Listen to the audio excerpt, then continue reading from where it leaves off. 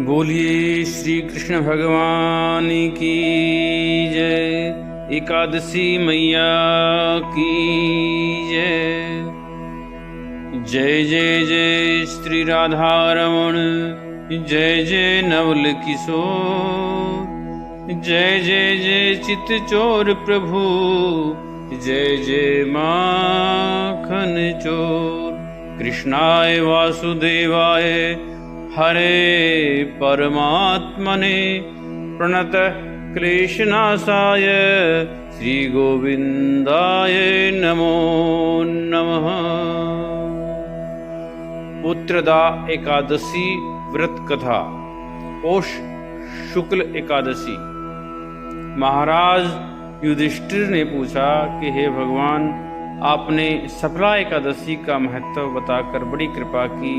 अब कृपा करके यह बतलाइए कि पौष शुक्ल एकादशी का क्या नाम है, उसकी विधि क्या है और उसमें कौन से देवता का पूजन किया जाता है। भक्तवत्सल भगवान श्री कृष्ण बोले, हे राजन, इस एकादशी का नाम पुत्रदा एकादशी है। इसमें भी नारायण भगवान की पूजा की जाती है। इस चर और अचर संसार में पुत्रदा एकादशी के व्रत के समान दूसरा कोई व्रत नहीं है। इसके पुण्य से मनुष्य तपस्वी, विद्वान और लक्ष्मीवान होता है। इसकी मैं एक कथा कहता हूँ, सो तुम ध्यान पूर्वक सुनो। भद्रावती नामक नगरी में सुकेतु नाम का एक राजा राज्य करता था। उसके कोई पुत्र नहीं था। उसकी स्त्री का नाम सेव्या था।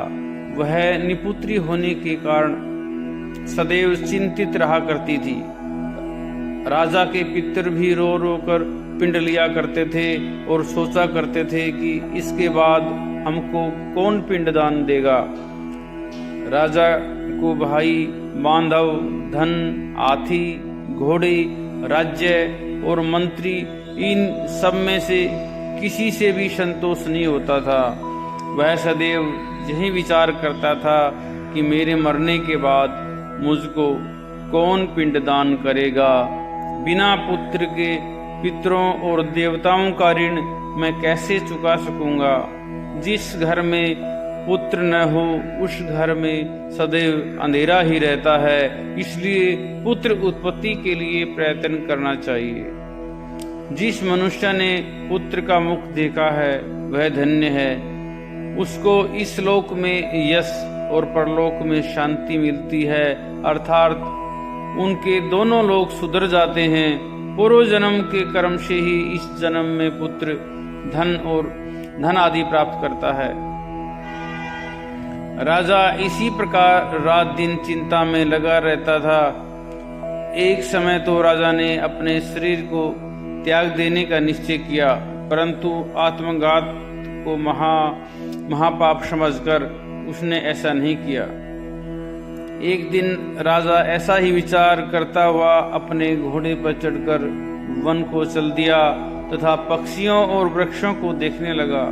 उसने देखा कि वन में मृग, व्याघ्र, सुअर, सिंह, बंदर, सर्प आदि सब भ्रमण कर रहे हैं। हाथी अपने बच्चों और अथनियों के बीच घूम रहा है। इस वन में कहीं तो गिद्दड़ अपने कर्कश स्वर में बोल रहे हैं, कहीं उल्लू ध्वनि कर रहे हैं। वन के दृश्यों को देखकर राजा सोच विचार में लग गया। इसी प्रकार आधा दिन बीत गया। वह सोचने लगा कि मैंने कई यज्ञ किए, ब्राह्मणों को स्वादिष्ट भोजन से तृप्त किया, फिर भी मुझको दुख प्राप्त हुआ। क्यों? राजा प्यास के मारे अत्यंत दुखी हो गया और पानी की तलाश में इधर उधर फिरने लगा। थोड़ी दूरी पर राजा ने एक सरोवर देखा। उस सरोवर में कमल खिले हुए थे तथा सारस, हंस, मगरमच्छ आदि विहार कर रहे थे। उस सरोवर के चारों तरफ मुनियों के आश्रम बने हुए थे। उसी समय राजा के दाहिने अंग फड़कने लगे। राजा शुभ शकुन समझकर घोड़े से उतरकर मुनियों को दंडवत प्रणाम करके बैठ गया।